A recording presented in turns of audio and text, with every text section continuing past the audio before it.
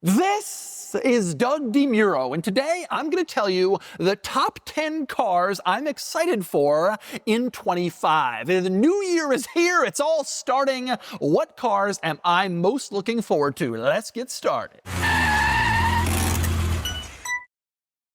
Today's video is sponsored by Cars and Bids, which is my online car auction website for modern enthusiast cars. So far, Cars and Bids has hosted more than 20,000 car auctions of special, cool, and interesting cars like this, and this, and this, and this. So, if you're looking to buy or sell an enthusiast car, do it on Cars and Bids. Okay, this is an ordered list of the top 10 cars I'm looking forward to this year, and I just realized this list only has 9 cars on it, so it's actually the top 9 cars I'm looking forward to this year.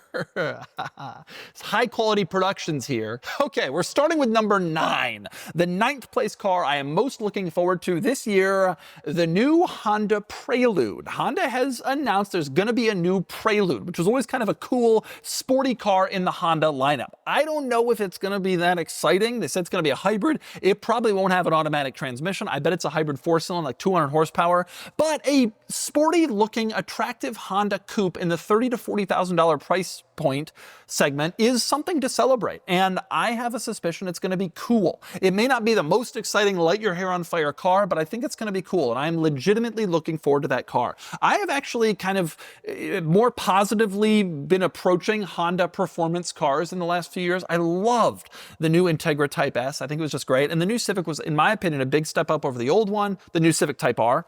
And so I'm excited for Honda has shown us in the past, obviously, they can make some really great high performance cars and sporty cars. And I'm curious what they'll have in store for the Prelude. Doing a Type R or a Type S Prelude, I guess Type R for Honda, would be a pretty cool thing. Yeah, maybe that's just me dreaming, a manual transmission fast Prelude, but it'll still be cool to have maybe a little bit more sport and a little bit kind of quirky and interesting injected into the Honda lineup. Next up, number 8 car I am most excited about coming up this year, the new McLaren W1. Now, I've recently made a video that I personally am not particularly excited about all the modern hypercars, and I've got McLaren fatigue, but as a car reviewer, there's a lot to love about the McLaren W1. For one thing, obviously the video will get big views, and I'm excited to get behind the wheel of a crazy car like that and drive it, but also McLarens notoriously are full of absolutely bizarre and interesting quirks. They always put weird, cool, sometimes they're gimmicky, sometimes they're just awesome stuff in the cars, like the McLaren Speedtail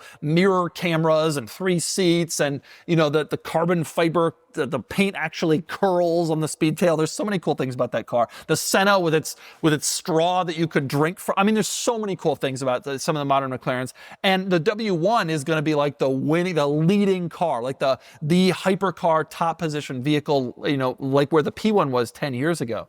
And so I'm excited to see for the kind of top of the lineup car, what cool things does McLaren give us? I think that'll be interesting. Of course, the W1 is also exciting because it has like 1,300 horsepower from a twin turbo hybrid V8. So it should be fast, it should be fun, it should be a total thrill, and probably full of crazy quirks, and the video does well. That's a win for everybody. That's gonna be fun. Next up, number 7 car I'm most looking forward to this year, 25, the new Tesla Roadster, which I am assuming may finally come out in 25, I'm hoping. You know, Tesla announced this car like in 19 or something like that. It's been like 5 years since we've heard about the Tesla Roadster. And at the time, they were talking about 1,000 horsepower as sort of a target for it. 1,000 horsepower ain't nothing no more. Everybody's got 1,000 horsepower. There's a Corvette with 1,000 horsepower now. And a McLaren W1, and a Ferrari F80, and a lot of other stuff, honestly. Sedans have 1,000 horsepower. The Lucid Air Sapphire has 1, 2, 3, 4 horsepower. But I'm still really pumped for the idea of the Tesla Roadster. I hope they're still committed to making it. I think it's a cool car. I've always thought it looked cool. I think there could be a lot of really great stuff that comes out of that. Tesla, obviously, is more focused on volume vehicles like the refresh Model 3 and Model S, Model Y, Model X.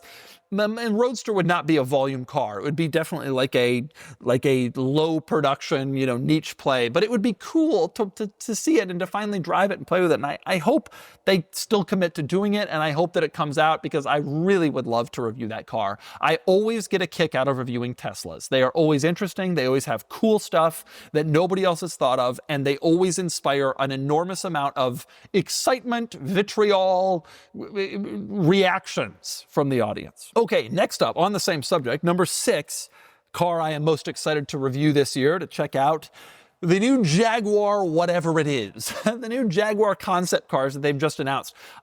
These are being only shown in concept form, kind of as renderings, but I also assume that Jaguar cannot go too long without actually coming out with a production car. Like, they're selling off old inventory, they're not really making much anymore, they really kind of need new products to show up. So I have to assume, even though it's only been shown in concept form up to this point, this new Jaguar is probably coming out pretty soon, and I am really excited to shoot it. It's a rebirth of a brand. They obviously are going to have to do some weird and interesting and cool stuff in order to make it a compelling car. Just the way it looks is pretty crazy.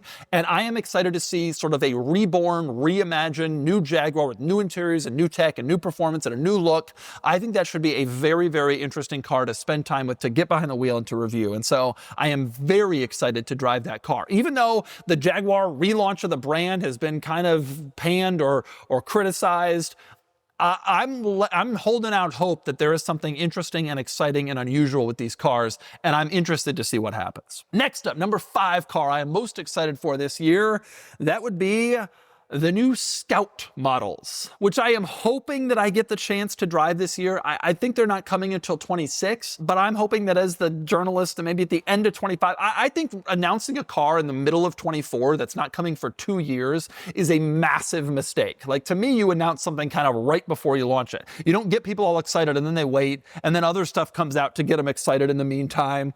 Like, they should announce and launch. It should be pretty close to that cadence, but that's not what happened. Nonetheless, I'm hoping that comes out soon. Electric cars have gotten some criticism lately. The market has kind of shifted away from them, but cool electric cars are still cool cars.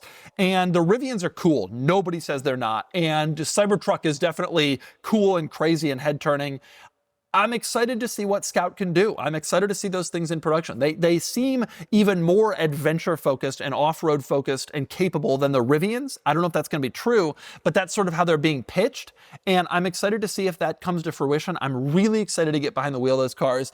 And as a person who appreciates quirks and features, I know that modern EVs with craziness, there's always some, interesting ideas and concepts that are integrated into these cars that not everybody thinks about. And so I'm excited to see what Scout comes up with and how these cars kind of distinguish themselves from the already existing, electric off-roaders. And I have a suspicion they're going to be really cool. Next up, number 4 cars I am most excited about reviewing this year, the new Bugatti Tourbillon.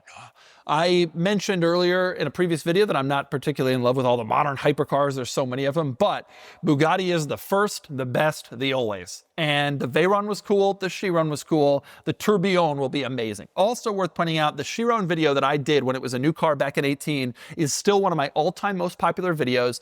I think people just love to see what those cars are all about. And I gotta be honest, I love to find out what those cars are all about. And I am absolutely incredibly excited to, even though I think the name is kind of weird, the whole watch thing, and I wish that it looked a little more distinctive from the Chiron, I am sure it's going to have an enormous amount of amazing tricks up its sleeve to justify its crazy price tag and its sort of market occupation as like one of the coolest cars in the world. And I am always excited to review one of the coolest cars in the world. Simple as that. I am very pumped to see what Bugatti has in store for that car when I can finally drive it. Next up, number 3 cars I am most excited for this year. The Ford Mustang Raptor. This is apparently a real thing. Ford apparently is actually planning on building an off-road trucky version of the Mustang. And it's not going to be like an electric Mach-E with some knobby tires. Apparently they're going to do like a Mustang body on like an off-roader type vehicle. There's not a lot of details out there about it, but they've really already teased it and kind of talked about it. And apparently this is coming. No idea if it's going to be V8, rear-wheel drive, manual transmission, any of that stuff. But the mere concept of a Raptor Mustang is just it leaves me salivating as a car enthusiast and as a car reviewer. How this thing is going to be insane. How are we not just like foaming at the mouth? I know I am. I am truly excited for a Mustang Raptor.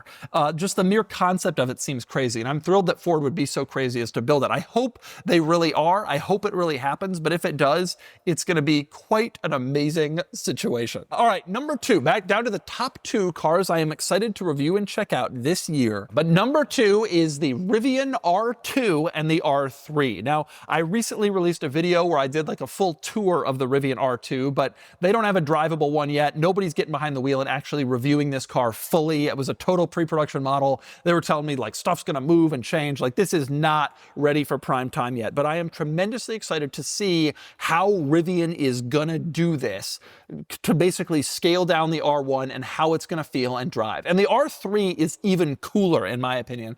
I don't think that's coming in 25. I think it's later, but Rivian has these 2 cool new models. You know, the Rivian brand has been one of the electric vehicle success stories. People are into them. People think they're cool. People think even as EVs have kind of entered the end of their honeymoon phase, Rivians are still popular and cool and exciting to people. And they're following up R1 with a very desirable R2 in this littler SUV. And based on just spending time with it, you know, with the pre-production model, I am very excited and interested in how the production car will actually be. And even more so for the R3, which is also interesting and quirky in its own way, but, you know, even further from production. Rivian has already proven they can build a very capable, very desirable, very interesting car. And I'm really curious because the R2 is going to be a big seller. Like everybody wants an R1. They're so cool, but they're expensive. Scaling that down to make the R2 is going to be a big deal. And I'm excited to see kind of how Rivian pulls off like a very special volume-minded car like the R2. And finally, the number 1 car I am most excited about in 25, the new Ferrari F80. Again, I've said I'm not really that into hypercars. Well, here I am saying I'm very excited about 3 of them, but the Ferrari F80 is a particularly exciting car. As someone who has always been a fan of Ferrari, I owned one. I've always been all over the Ferrari forums. I've always followed the history of the brand. I love Ferrari.